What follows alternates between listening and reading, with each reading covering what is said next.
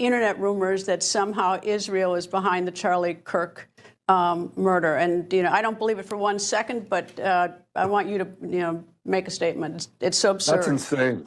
That's insane. Israel also changes the orbit of the moon. Israel pushes the sun. I mean, the whole thing is, who said it's that? not only insane, I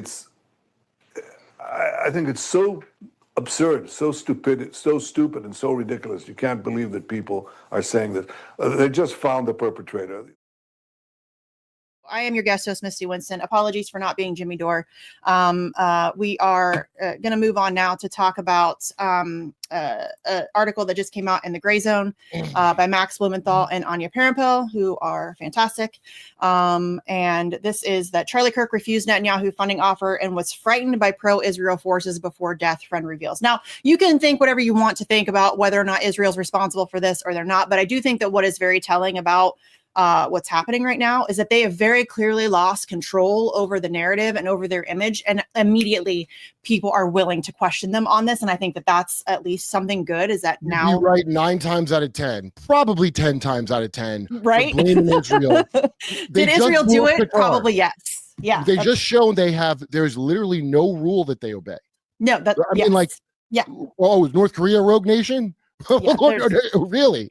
Yeah, they're really out of control. So a Trump insider and longtime friend of Charlie Kirk tells the Gray Zone how the assassinated conservative leader's turning point on Israel influence provoked a private backlash from Netanyahu's allies that left him angry and afraid. The source said anxiety spread within the Trump administration after an apparent Israeli spying operation was uncovered. Charlie Kirk rejected an offer earlier this year from Israeli Prime Minister Benjamin Netanyahu to arrange a massive new infusion of Zionist money into his Turning Point USA organization, America's largest conservative youth association, according to a longtime friend of the slain commentator speaking on the condition of anonymity.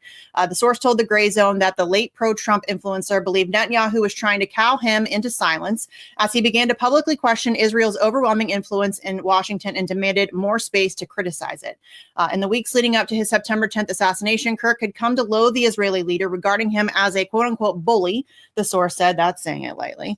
Kirk was disgusted by what he witnessed inside the Trump administration, where Netanyahu sought to personally dictate the president's personnel decisions and weaponized Israeli assets like billionaire donor Miriam Adelson to keep the White House firmly under its thumb.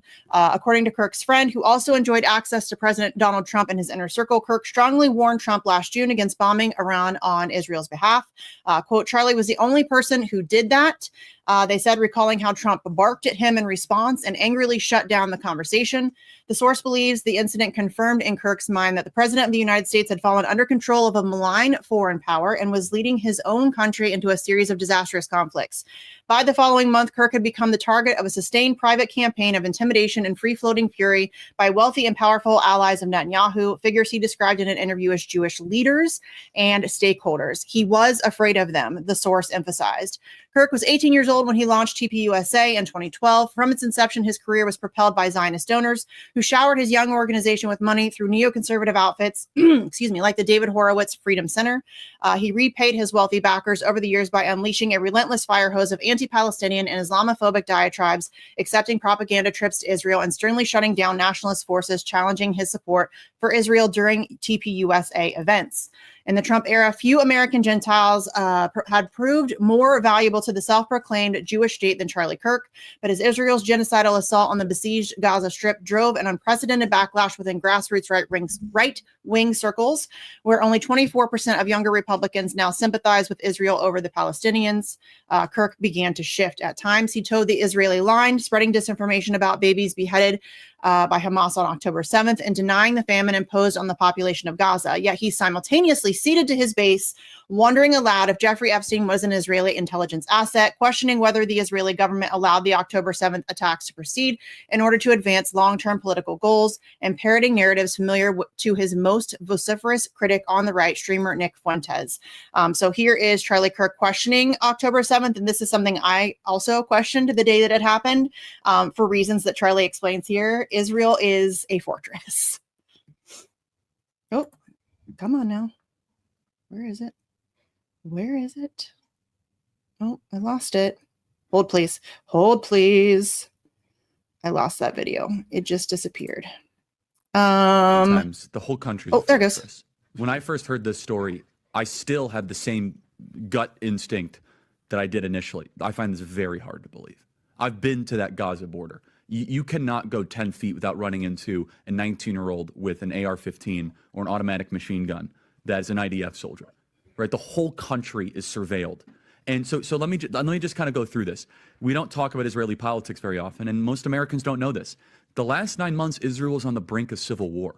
It's not an exaggeration. This judicial stuff, there were hundreds of thousands of Israelis taking to the streets because Bibi Netanyahu was basically redefining the Israeli constitution. That's not an exaggeration, right? He said the judicial branch has too much power. There were protests planned this week against Netanyahu, where they anticipated tens of thousands of people to take to the streets. That's all gone, Patrick. Netanyahu now has an emergency government and a mandate to lead. I'm not willing to go so far that saying that Netanyahu knew or there was intelligence here, but I think some questions need to be asked.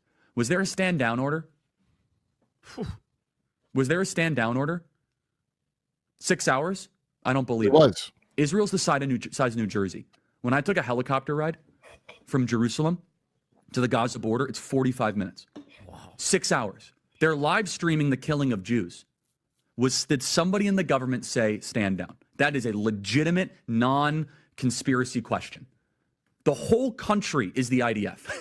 The whole country is. Yeah. And you're trying to tell me that they're going to concerts and kibbutzes and schools and by report. Yes. And that is a very valid question. Was it allowed to happen? Well, of course, now, of course, it was allowed to happen on purpose. We know what happens when things get tough for Netanyahu. He'll kill anybody. He'll kill Jews on October 7th, and he'll have his what's the guy, Gallant? Who's the guy who ordered Hannibal Directive? They asked him on Gallant. TV. Yeah. And then him and Bibi get in a fight because Bibi's too crazy even for him, I guess. Yeah. And then they comes out, it was given a little bit. The whole country's the IDF. So that means the Hannibal Directive, they killed their own people. So if they do that to Israeli Jews, if that's what the IDF would do under orders, what do you think they do to Charlie Kirk at a crucial moment when they just blew up Qatar? One of the biggest crimes I've ever heard of. Yeah. And listen, Gaza was one of the most it's a tiny area, and it was one of the most surveilled pieces of land on the planet. I mean, period. There's absolutely you cannot convince me, not to mention the fact that the Egyptians warned Israel in the weeks leading up to October 7th. So I'm sorry. Things that people just blank out if they don't want to hear it. But Charlie Kirk was a true believer. I didn't realize that. I was like, oh, surely he knows better. But no, he's a pretty young guy, and he probably started to dawn on him. Somebody gets gradually disillusioned with their righteous cause that they really believed in. Yes. And you start asking questions, and then you're in trouble because you asked questions. Yeah. Right. And once you ask a question, it's like a snowball effect. You just start to question everything.